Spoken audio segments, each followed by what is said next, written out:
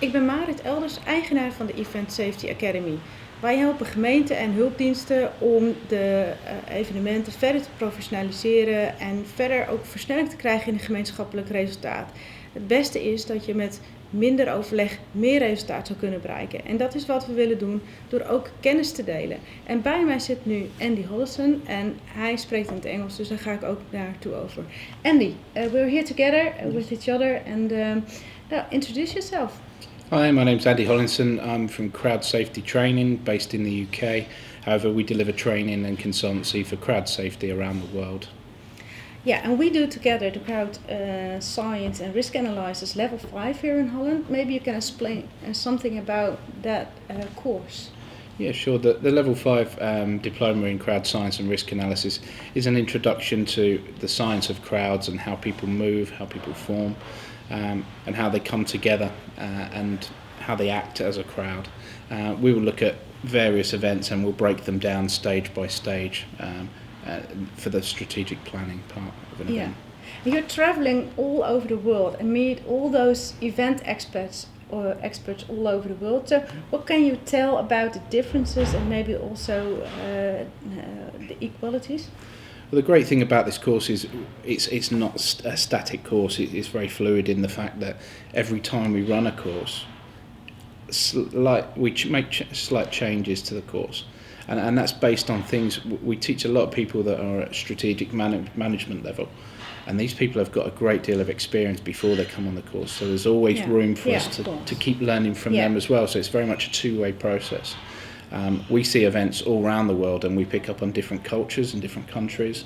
Some countries have got some really great ideas. And we take the best of everyone's ideas and pull them all together and then facilitate passing on that message to our students across the world, whether it be Australia, the Middle East, Asia. You told me about a case and a solution which they had from Austria. Can you tell about that case with the river? Yeah, sure. We myself and Robbie travelled to Australia at Christmas a year or so ago, and we gave a site plan of one of our largest stadiums, the Millennium, or now the Principality Stadium in Wales. And we asked our students to plan the arrival and the ingress to this stadium. And on the Gold Coast of Australia, it's not uncommon to arrive at an event by water taxi or by boat. Yeah. And the group planned the entire arrival down the river. Now, I'm not sure they've ever considered that in Wales. Perhaps we should put that to them. It was a really interesting cultural change for us, because that on the Gold Coast in Australia, potentially used to that form of transport arrival. Yeah. Yet in Wales, it's probably not considered the primary form of transport. It was the first thing they think of course, and in that part of... And that highlights the thing. So if we went to the Middle East, I'm sure that the arrival pattern would look completely different, and the transport that's used to arrive at an event would be completely different to London, maybe, I don't know. And you also implement those solutions and knowledge into your courses over here? Yeah, like I say, every time we run a course, we pick up the best from each group. Yeah. And if we come across a really great idea, of course, we implement that into what we do, and we're lucky enough to work with some very big events around the world, some major games, tournaments, festivals, concerts, and we take the best of what we learn around the world and bring it together with the hope of potentially saving lives. Yeah, so the dim ice model was already developed within the level 5, and you changed it to a new model. You did also the dim analyzed, so 2-3 process you add to the event and the analyze of the event. And what I learned in the course I got right away. So also you did the last mile in the analyzed. So what is typically for the last mile? The last mile is something we learned as a result of hosting the Olympics in 2012. Yeah. Now it's not necessarily a mile. Some people get confused of it. It's pretty much the distance in between the arrival points, whether it be the car parks, whether it be the train stations, bus centres. Yeah.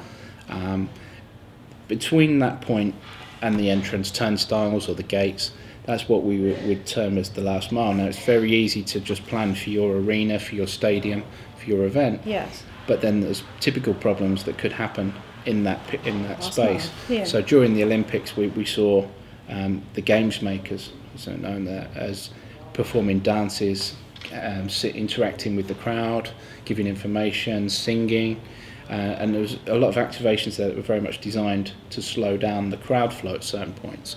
If the gates started to get really busy, then the games makers would interact with the crowd and slow them down slightly to reduce the queues. So it's a consideration.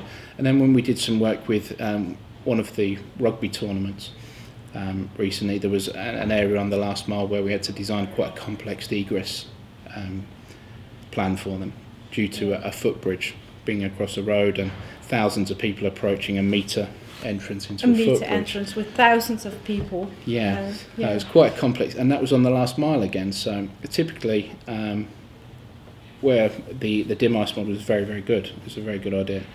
Yeah. There was room to adapt it for certain events. Yeah, of course, and we learn from everything we do. And when we teach, we learn again. Yeah. So that's the nice thing. When we stand before the students, everyone is learning and learning the other students also something. So that's very nice. Do you have 3 last best tips for the people who are watching now during an event, which you learned, of your biggest lessons learned over the few years? Oh dear. Our biggest lessons. Just only 3, yeah? Oh, this is there be are hard. So many lessons, of course. Wow. 3 biggest lessons. Train your staff, and if it goes wrong, train your stewards, obviously. If it goes wrong, your stewards are going to deal with it. Too often we hear, well, we trained the managers. Your stewards are your mass resource, and they are ultimately going to be responsible for evacuating your guests. They need to do it. They need to understand why they're doing it as well. Yeah. And if they're not trained and it goes wrong, who's not to say they're going to become part of the problem? Yeah. So train your staff to an acceptable level. In whatever country you're in, there'll be some kind of guidance around training your stewarding team. Yeah, that's right. To a professional level. Yeah. So making sure, people are trained to an adequate standard, a good standard, above adequate, to ensure that they understand their roles and have clear definitions of those roles. Of their tasks and roles, and responsibilities. So that was the first lesson. That's the first lesson. Train your staff, and train. I might be a bit biased on that, but train your staff. Secondly, understand the command and control structure. Command and control structure can cause an event to go horribly wrong. We've done lots of tabletop exercises where we've tested people's plans and said, who's in charge ultimately of this event? And 3 people it's me. You can't have 3 people who are ultimately in charge of an event. There needs to be one, and there needs to be a good command and control structure throughout the event that everyone understands, and that when you're working in multi-agency situations with the police, fire, ambulance, that there's an understanding who has primacy of control. So if there's an incident, who is in control? Who's ultimately in charge of what happens on the site? And again, that's something we see in different countries, that responsibility lays on different people. In some countries it's the police, in some countries it's the military. And we assume, of course, a lot. And we think we know who is in charge. And we think that we know who makes the decisions. But when it finally is there, we have the discussion on the table. So it's a beautiful second lesson. That's the second one. And the third one, I guess, is pretty similar to the first, but for strategic managers, for supervisors, continuous professional development is important. So you're always refreshing your skills, whether it's reading a book, whether it's attending a conference, a new qualification. Things change by the day, by the week. Event season to event season, we may have had 1 year we have terrorism as a major incident. Well, we always have terrorism unfortunately as a major consideration. But then we had drones thrown into the mix a couple of years ago, and then we have other things, different social media causing us problems, and having adverse reactions on our crowd. So it's continuously keeping your skills up. I've done 2 degrees now, a number of different courses, but I continue to do different courses and whilst people call me a certificate collector, Yeah. It's for professional development, so keep refreshing your skills. Yeah, and learning. And trying to give yourself sometimes you're not right at all at a case or what else. And you're never going to know everything. No, that's right. It. Never think you do. And that's where we rely on our team around us.